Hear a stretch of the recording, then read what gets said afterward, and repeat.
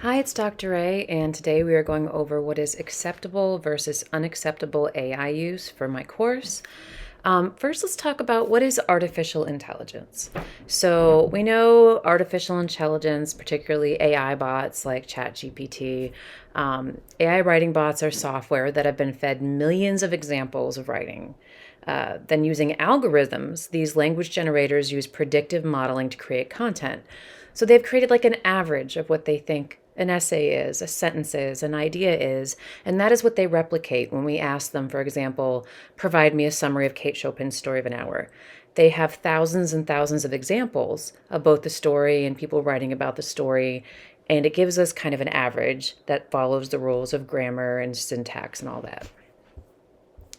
So, what does AI excel at? What's really cool and useful for us as writers when we're using AI?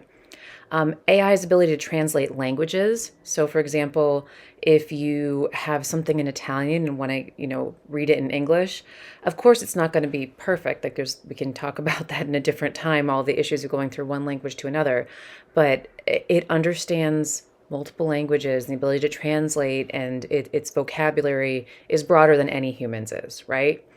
Also, it can access resources and edit for grammatical and spelling errors at a rate that surpasses human ability. So, very cool stuff. It can automate repetitive tasks such as proofreading, grammar checks, and formatting, freeing us, human writers, to focus on more creative aspects of our writing process. So, how can we use AI in my course? And this is again just me, Dr. Ray's policies for my classes. I'm down with let's use AI to check our grammar and our style, which means like, the formatting of our citations and our headings and, our indentations, all those things. Finding information on your topic, I'll show you how to do that. So if you feel limited by Google and our databases and you want to still find more resources, there's very cool things AI can do for you. Brainstorming and refining your ideas, like creating an outline and fine tuning your research question. And I'll show you that in just a second. And drafting an outline to organize your thoughts. So you could give it a bunch of ideas and say, organize this into a 6-paragraph or a 3-page essay outline. And it does very cool things there. Whatever you use AI for, you need to cite in your works cited. And I will show you how to do that as well. So again, what does AI excel at? I put in this sample paper on checking out, and I said, show me my grammar errors. And immediately, you can zoom in a little bit, it shows me you have a typo here. Acceptance should be acceptance, like are should replace is. And it shows you specifically, you need to go back and make those changes. And by doing so, you're learning as you go. So I think it's a remarkable and interesting tool for helping us find typos and grammatical errors and things like that in our prose. Whenever you use AI for anything, you need to cite it. So what I did, as soon as I gave it that question, show me my grammar errors, and it gave me its response, I wrote, create an MLA citation for my previous request. And it created it right here. So I would put Ray Susan, check for grammar errors, OpenAI chat, and the date. So again, whatever you use AI for, and make sure it's in accordance to my outline of what's acceptable AI use, you need to cite it. That is essential. Another thing you can ask AI is I gave it another piece of that sample essay and I said, show me my errors with MLA citation. And it did right here. It said a DJ should come before the page number. Use only the page numbers in the parentheses, not writing the word page or, stuff like that. So it's so useful. And finding these little errors that as, creative thinkers, we're writing quickly, getting our ideas down. And AI is like, hey, you have an error here. Or you're using, Chicago style instead of MLA style. It's a really useful tool to help us make sure that we're doing things properly. So again, I asked it to show me my errors in MLA citation. And right here, I said, create a citation for my request. And it did it right here. Other things AI excels at is helping us find sources. So again, Dunya McHale is an author that maybe is not as well known as some other authors. Like, for example, like Charles Dickens, you're going to find a million sources there, less so with Dunya McHale. So if you've gone through Google, you've gone through database sources and you don't feel satisfied, you can go to ChatGPT or another AI bot and say, find me sources on Dunya McHale. And here it's listed some of her publications, which is very cool.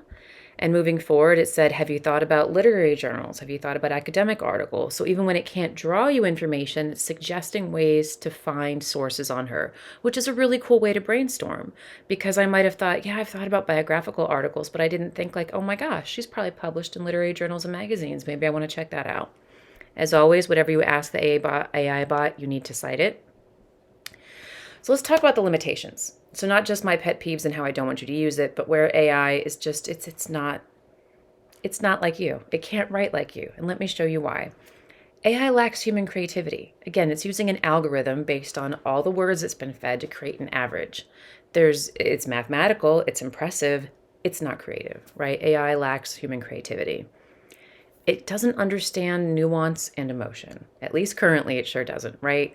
There's some really funny videos you can look up where people are asking AI to write love poetry or to, write about like the anger present in a poem. It can't conceptualize emotion, so it can't do that.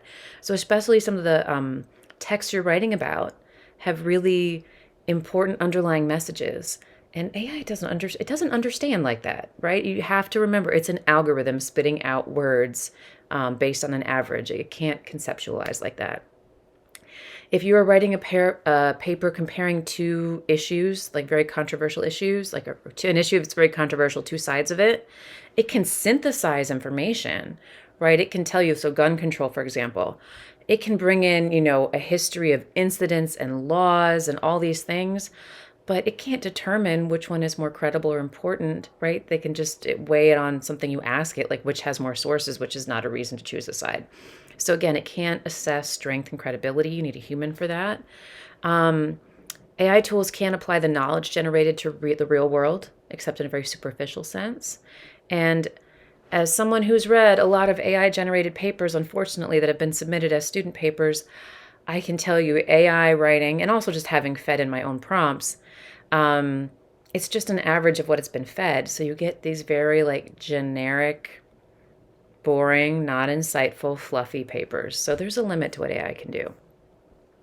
So as I mentioned, if you ask AI, which I know no one will do, but if you ask AI, hey, write me a paper about Dunya Mikhail's The War Works Hard, not only will it not understand the emotion and nuance in a poem about war, but AI writing tends to be wordy and fluffy, and it doesn't get down to the point very directly. It's weak on evidence. Again, it's filler words, not a lot of like concrete evidence driving claims. There's really no humor or emotion if you're going to talk about a poem or a work that's talking about a controversial issue like racism or sexism or violence. Like there's emotional analysis that goes on behind that. AI can't do that. And AI knows that, a research paper wants outside sources. It'll often invent sources. So when the reader goes to check those sources, they don't exist. So certainly there's strong limitations to AI. Here's a really funny example of a young man had a bunch of scripts from Olive Garden commercials. Of course, Olive Garden is a chain Italian restaurant, and so he either had or typed up the scripts from like lots and lots and lots of decades of Olive Garden commercials.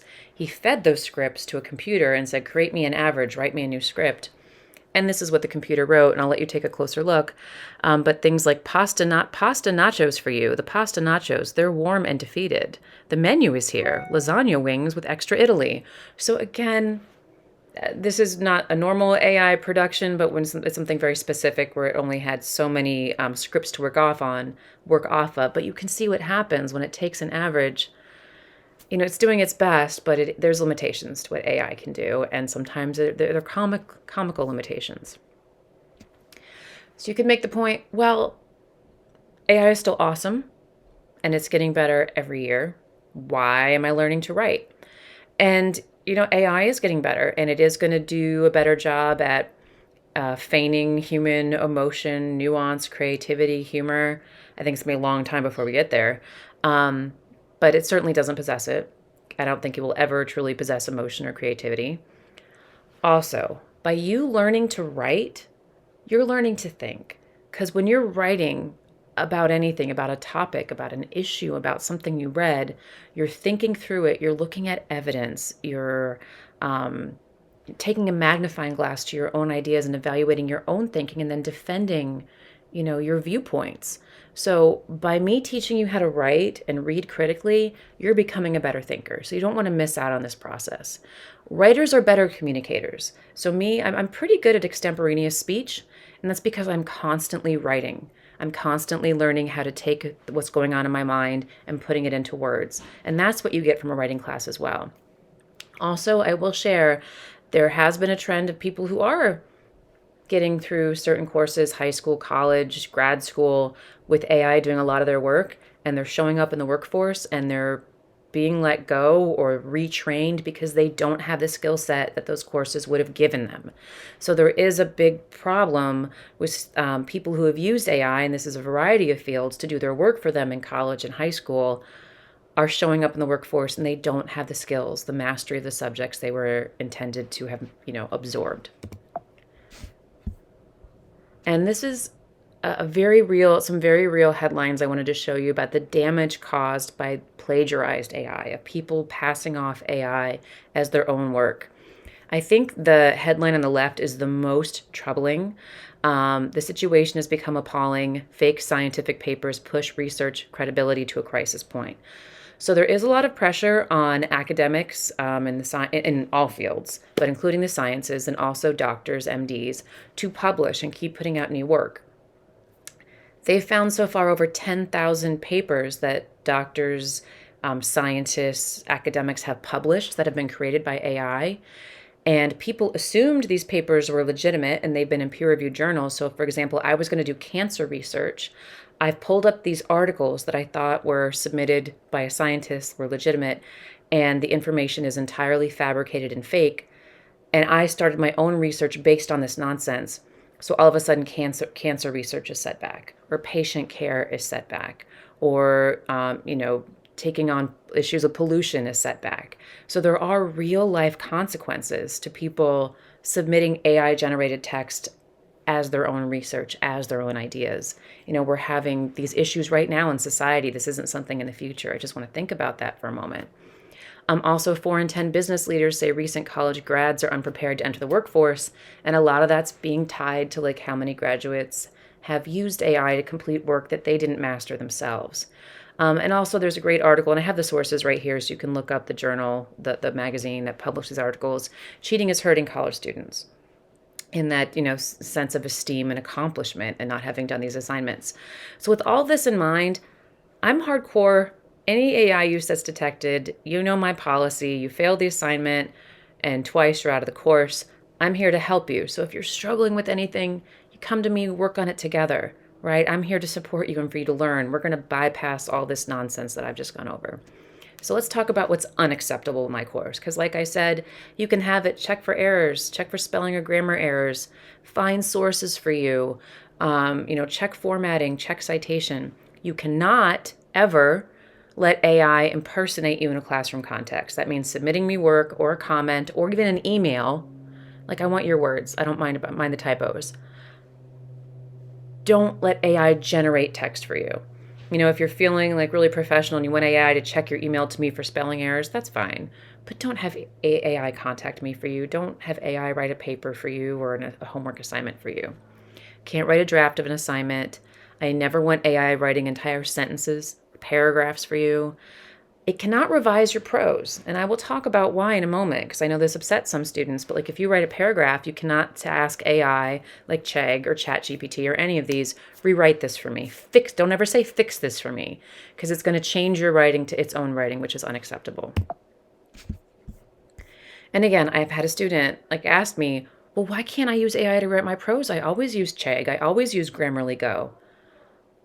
I will show you why. I'm telling you right now, just tell me that you get it. It's not acceptable. You can say, show me my grammar errors. You can say, show me my citation errors. You cannot say, fix this for me, rewrite it for me. You cannot use Grammarly Go to change your sentences. Why? It's using that algorithm. So it's taking your words and forcing it into that algorithm that it's been learned by being fed, millions of samples. And you're going to lose your voice. You're going to lose the emotion, the nuance, what makes your writing your own. Also, by having Grammarly Go or Chegg or whatever rewrite your paper, you're not learning from your errors. right? It's not helping you recognize grammar errors, which is going to affect your speech later on, or understanding or reading comprehension later on. It's taking your sentences and forcing them into the AI algorithm, and your rewritten prose becomes AI generated, meaning that turn it in, and other filters that I use are going to say, hey, AI wrote this, and I'm going to say, I'm sorry, you fail, AI wrote this. And you're going to say, but it's my own ideas, Grammarly Go just changed it. And I'm going to say, I'm sorry, I'm not going to debate this with you. This is AI prose, you know the rules. So that's where we are. I understand it's frustrating. You're welcome to contact me with questions, but you're allowed to use AI in the sense of asking it to show me my errors. You're not allowed to use AI to fix or change your writing. We're here to become stronger thinkers and writers. We're not going to have AI take your brilliant ideas and emotions and insights and force your language into that algorithm, which is fluffy and boring and dry anyway. If you have any questions, if there's any confusion about what is and what isn't acceptable AI use, contact me, ask me. Don't get into any trouble. Don't feel lost or confused. I'm here to answer questions. It's a brave new world. We're in it together. And thank you for taking your time to watch this. And again, reach out.